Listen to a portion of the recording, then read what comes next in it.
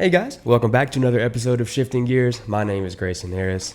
That's Whitney Cowell over there. Hey. There we go with the traditional hi from Whitney, and we are ready to go, aren't we? You ever heard of fast fashion? Oh, yeah. Yeah, I would hope so, because it is popping up just about everywhere. It's hard to avoid. If you've been on TikTok any time in the past couple of years, you've probably stumbled upon someone showing off their clothes that they got from Shein or Zara, H&M, stuff like that. And by the way, it's not pronounced Shine or Sheen or any of those things that I thought it was before doing the research for this video. It is, in fact, Shein. Glad we got that out of the way. So constantly coming across those TikToks, though, it's not really a coincidence at all. It's a very deliberate marketing strategy that has made fast fashion a huge success among teens and young adults. Calling it fast fashion, I don't really think does it justice, though, just because of how extremely impossibly fast and unbelievably unsustainably cheap that it is. We're talking dresses for $7, rings for 50 cents, bags for 10, list goes on and on. Does it sound great?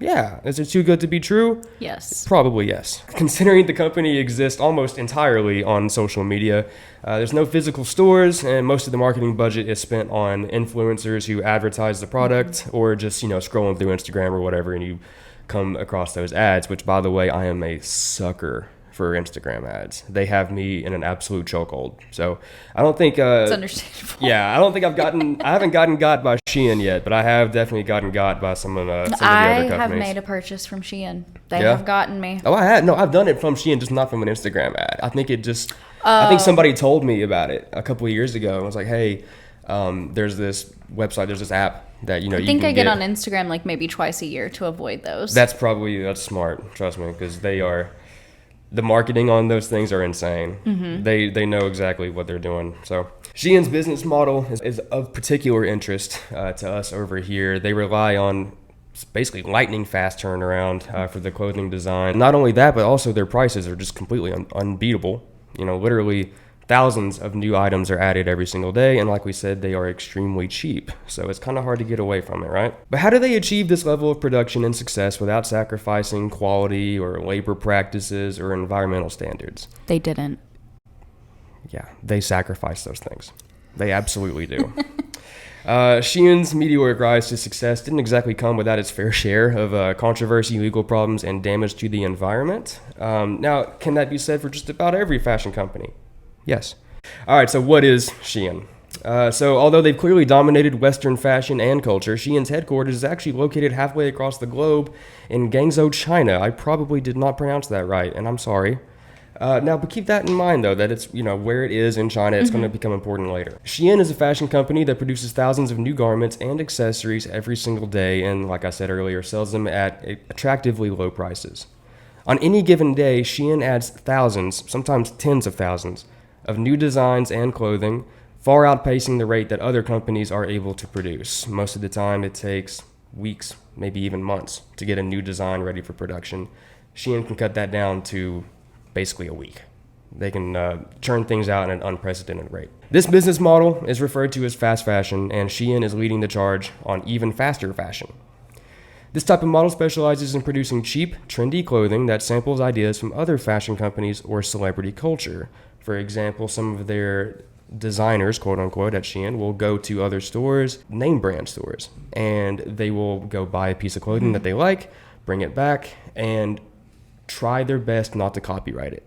They go through, basically, there's 7 points of difference that they have to accomplish for it to not be considered copyright. Most of the time, they're able to do it. Sometimes they don't. Sometimes they find themselves in lawsuit just for simply ripping off an idea. Yeah. Well, and that's a very popular thing now, is trying to find the dupes for certain brands. Yeah, absolutely. And they've definitely played into... Yeah, thousands a day. Yeah, they're going to be something. It's going to be something similar to what you're looking for. Right. Other companies that partake in fast fashion practices, we're talking about, Forever 21, even Gap, which I never really considered a fast fashion thing until I looked into it, but they are as well. And H&M. I was it's a Forever insane. 21 gal. Yeah, we have all sinned. So like I said earlier, it may take a few weeks or months for a new design to enter production at a normal fast fashion company or just normal fashion company. But the fast fashion industry, and Shein in particular, is capable of completing that process in as little as a week, which is why Shein can have up to 600,000 products available at any given time and can post thousands of new items every single day. The typical price range between $8 and $30, Shein's prices are pretty much impossible to beat. They're also up to 50% cheaper than other fast fashion giants. So they're not just cheaper than other fashion companies, they're cheaper than the cheap ones. Right. Cheap prices are not only affordable for young people, but they also promote buying large quantities of clothing at a single time. And it also makes it a lot more disposable, too. They're just made to be replaced. Yep. Is the idea behind not only Shein, but most fast fashion companies, which is why they have thousands of new items every single day. You don't want to miss out. You want the new thing. Well, and I will say, one of the sources that I found stated that 30% of online purchases end in a landfill after being returned because those companies don't have the logistics processes to bring them back to the facility, have them cleaned, repackaged, and ready to be sent back out again. Yeah. So, I wonder how much of that is from specific companies. And that's not the only statistic. That's just ones that directly because of returns and in landfills. And I think it highlights another thing that makes Shein controversial. And we'll get into it a little bit, but just the lack of transparency in their supply chain model and really their entire business model. But their supply chain visibility is near zero, which is, again, bringing it back to why their headquarters is in China. Regulations there promote it is basically the best way to put that. So, well, speaking of promoting, actually, who is promoting this industry and who is driving their success? Like I said earlier, Shein is fully online and extremely visible on social media, which opens up a unique marketing opportunity. With no physical stores for customers to visit, Shein relies entirely on an e-commerce model centered around advertising and selling products directly through social media and through influencers. Many of us have scrolled past or even reluctantly clicked on, in my case, some of their ads while on Instagram or TikTok, but a good chunk of Shein's e-commerce success is actually credited to just simply social media influencers praising the company and showing off their hauls. Pretty sure a lot of you guys have seen the Shein hauls. I love a good unboxing. Yeah. And in this case, you can unbox literally hundreds of clothes at a time just because of how cheap they are. And plus, they're not even the ones really buying them either. They're I'm getting ahead of myself. We'll get into it. Social media influencers are exactly what they sound like, right? They influence people to buy certain products or invest in a particular business. They're just basically telling their audience what to do. And a lot of times that audience is millions upon millions of people. Shein exploited this model to become a social media e-commerce giant. Trends such as the hashtag Shein haul, where influencers show off the clothes that they bought from Shein, had become extremely popular. Like I was alluding to earlier, I put quotations around bought because, well, part of Shein's marketing strategy is just to send them stuff. That's not new in marketing. You send influencers and celebrities things for free so that they can advertise. Yeah, but when your free things are cheap, you can afford to do that with a lot of people. Absolutely, that's the point. And it is very popular, like I said. The Shein hashtag, including the Shein haul trend itself, has tens of billions of views on TikTok. Jeez. Yeah. Last year, Shein reportedly made anywhere between 20 and 30 billion in revenue. It kind of depends on which source you use. It's somewhere between that 20 and 30 from what I saw. They hope to make over 60 billion in revenue by 2025, and yeah, they're on pace to do exactly that. It's also routinely among the top shipping apps in at least 56 countries, highlighting their global success. 56? 56 countries. They are routinely either the top spot or top three, even above Amazon most of the time. That's bananas to me. Absolutely. So how exactly are they doing this then? This is where it gets, interesting. As you may have already noticed, this seems a little too good to be true, and you're probably right. Although Shein is notoriously secretive about how their business operates, it's pretty clear that the only way to produce the insane numbers that they do is to take advantage of some things, including, ignoring environmental concerns and taking advantage of national or local labor laws. We'll start with the labor concerns. Wu Peiyua, again, sorry if I mispronounced that, I tried, is one of the only journalists that's actually ever been to Shein's headquarters in China to investigate their labor practices. This is a quote from her right here. They have to hire a lot of temporary workers and they have to subcontract it to other small factories and house workshops. She also claims that working conditions were extremely cramped and crowded with new people coming and going constantly. She alleged that they were underpaying people without official contracts, and she also said, quote, "It's not that Shein has child labor or that Shein has abused their workers. The issue is that those workers are not in the social welfare system." Again, going back to why it matters that they're headquartered in China. This means that they basically have no rights or guarantees like they would in a unionized workplace. So why is this allowed to happen? How does this happen? The supply and demand part of it is what really drives a lot of their working conditions. So the demand for cheap and fast clothing is only going to go by the day. It's still growing quite a bit. So the competition amongst fast fashion companies leads to cutting corners in order to keep up. Wages simply cannot keep up with that kind of productivity. It's impossible, so they have to remain low in order to remain competitive. Shein has also been known to be very secretive, give false statements, and show a complete lack of transparency. Countries with objectively decent labor laws require public disclosures about working conditions. In 2021, a Reuters report found that Shein had been accused on multiple occasions of not disclosing their working conditions along their supply chain, going back to the supply chain transparency I was talking about, and completely fabricating statements on their own website, claimed that working conditions in their factories were certified by international labor standards, which they were not. The Fashion Transparency Index, yes, there is an index for everything, rates companies on how open they are about their supply chains. Shein ranks near the bottom. Well, how about their environmental impact? Bad. This is bad, and this is the one that really gets under my skin personally. So clearly the labor conditions aren't ideal, but what about the actual product itself? I mean, we know it's cheap, but it must be at least decent quality. People keep buying it, right? Depends on your expectation of decent. But if it's too good to be true, yeah, it probably is. Yeah. It's no secret that you get what you pay for when it comes to Shein. Sometimes you get a shirt for $5 that lasts a couple of years. I've got one like that.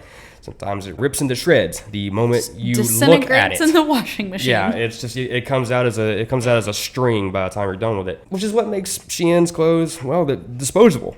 You know, they're producing thousands of new items every single day, but not all of them get purchased, meaning that unless Shein's recycling their unused materials, which I don't think they are because it's tough to determine given that they won't say or do anything about it, probably just burning them, sending them to landfills. No telling what's going on with those unused clothing, and there's thousands of them every day. Shein's clothes are also so cheap that it actually discourages people from returning items that don't fit or arrive defective, because why go through the trouble of sending back a shirt that costs $7?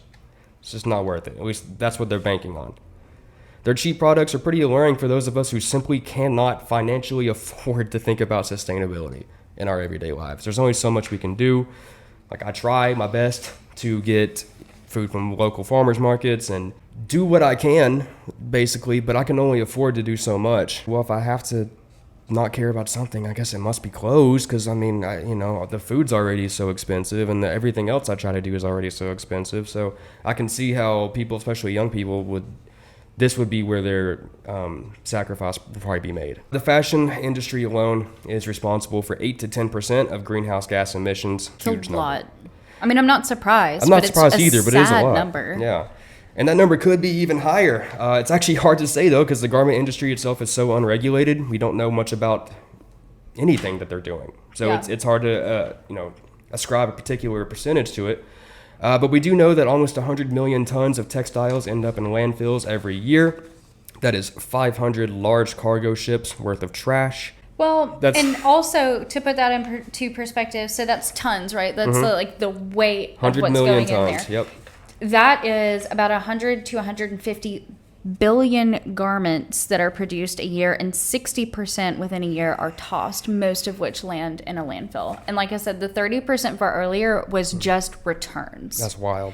And most people, have their garments in their closet for about a year before they toss them. And specifically in fast fashion, 7 to 10 wears, and that's it. It's out the door. Yeah, absolutely. And they also encourage coming back to the store even more often because of how many new items are getting put up every day. I think I saw a stat, and I'm going to be off by a number or two. The point still stands. There was a stat that said basically you will visit a normal fashion company 4 times a year, maybe. With fast fashion, it gets closer to 17, I think is what it was. Yeah, well, it's so easy, especially if you save your credit card. You just log in, add to cart, check out. Also with Shein, might be there in 4 days. Might be there in 24 days. Yeah. We don't know. Exactly. And then you get it, you wear it 4 times, it tears apart, and then it's gone. It's somewhere in the trash. Unraveled. Somewhere in the trash. Mess. Yeah. And kind of piggybacking off of that a little bit, the average customer today buys 60% more than they did in 2000, and the fashion industry itself is expected to continue growing exponentially over the next few decades. So that's a lot of growth. It's a lot of growth over just years. 2 decades. I mean, that the rise of e-commerce made it so much easier, and this is a company that has taken the concept and stretched it to its absolute limit. So what does the future hold then for Shein and other fast fashion companies? Well, how long can that level of success be sustained? I mean, we know that the environmental impact is going to continue to pile up, and it's only a matter of time, hopefully, before stricter laws and regulations prevent that kind of thing from happening. As more and more people are educated about the fast fashion industry, there are more demands for transparency and journalistic reporting, but again, those things can only get you so far. However, we can't always assume that the general public even cares enough about this kind of thing. And I know that, frankly, I didn't before. Yeah. Yeah. I mean, your priorities change depending on your situation. I can't presume to know anyone's situation or why they could or should care about this.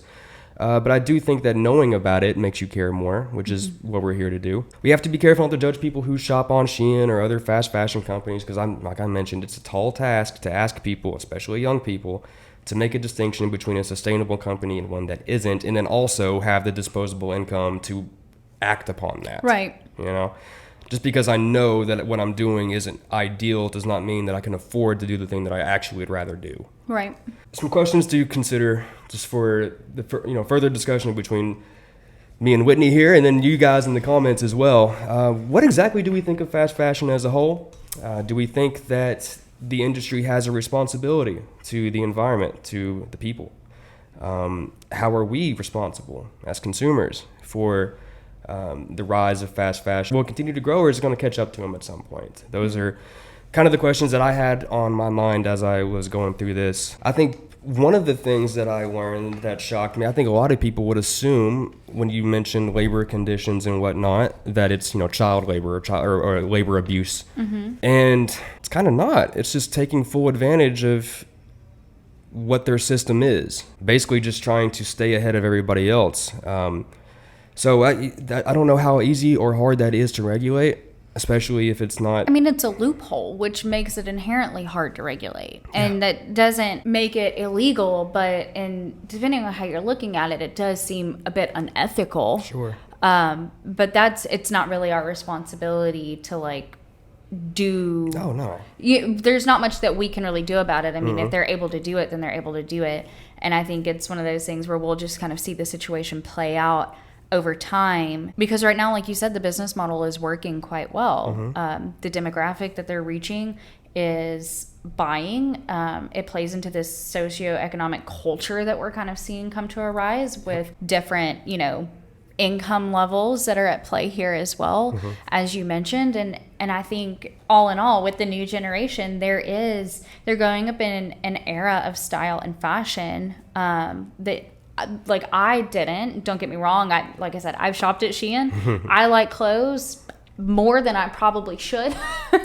But I've tried Shein. I will say I found something that I love. It's a staple in my wardrobe. I wear it all the time here at work and outside of work. But that was one out of how many things that I purchased. Sure, that and lasted. Knowing that I returned those things, but they probably landed in a landfill, that bothers me. But I've changed my consumer habits and usually thrift, go to consignment stores, shop secondhand, shop returns. There are certain sites for certain brands specifically geared towards the things that are returned.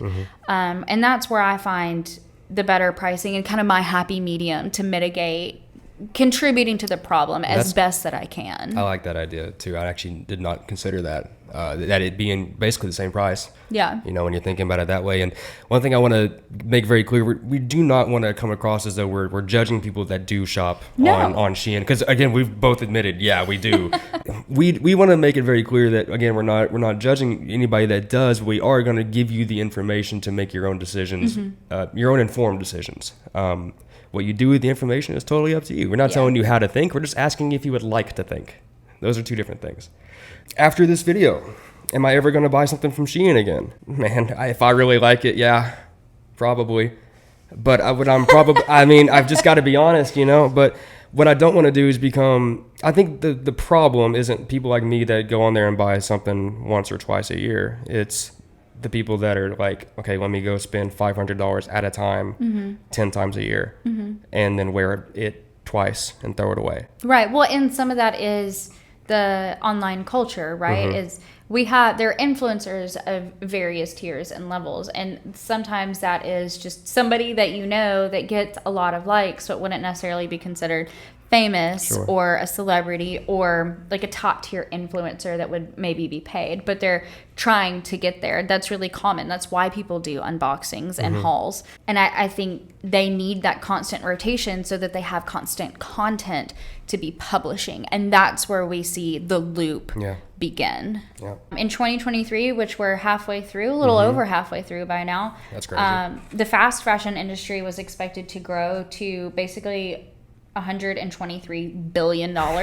Almost seems small for some reason. I don't know why. Well, that's the fast fashion industry, not the fashion industry as a whole. Okay. All right. And then so there was a survey that went out with this one particular source that I found, and consumers said that they saw certain brands as sustainable. And I want to give you two guesses as to what one of those brands could be. Certain brands, I see clothing as brands. Sustainable, but their perspective of it is that it's sustainable. Reality is that it's not. Clothing brands, these are like, it's a well-known Patagonia, North Face. Think bigger. You've mentioned one of them. Oh, I have.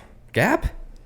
Well, it probably does fall on the list. So stores such as Nike, H&M, and Amazon are seen as sustainable because the marketing is so well done that there are these green initiatives that are being put in front of consumers. And so there's a skewed perspective, honestly, of some of these brands, these companies that we're buying from. And then I didn't quite jump into it, but when you were talking about the transparency within business models, 96% of clothing brands will not discuss their employee headcount. So it's not just Shein. And these are all that's fast fashion statistics. That's the craziest stat right there. I didn't know. I mean, I figured 100% didn't want to, but I didn't figure 96% of them just didn't. It's churn and burn. It's really hard to find that information on a lot of those companies because the numbers change so fast. Yeah, and they don't tell you what the numbers are anyway. They're not, Well, it's probably hard to keep up with, frankly. I mean. Yeah, they don't want those problems. Are you kidding me? Payroll would be a nightmare. Oh, I my would not. goodness. I would not. Well, that's crazy. That just blew my mind. Well, with that rattling around in y'all's brains, let us know what you guys think of Shein or fast fashion or just the business model as a whole, what you think about its sustainability. Curious to know what fast fashion brands others like versus dislike. That's a short list from what I was looking at, but I'll let you guys in the comments fight over that. We'll see what you guys think. But thank you guys for joining us again, and we will see y'all next week. Bye. Bye.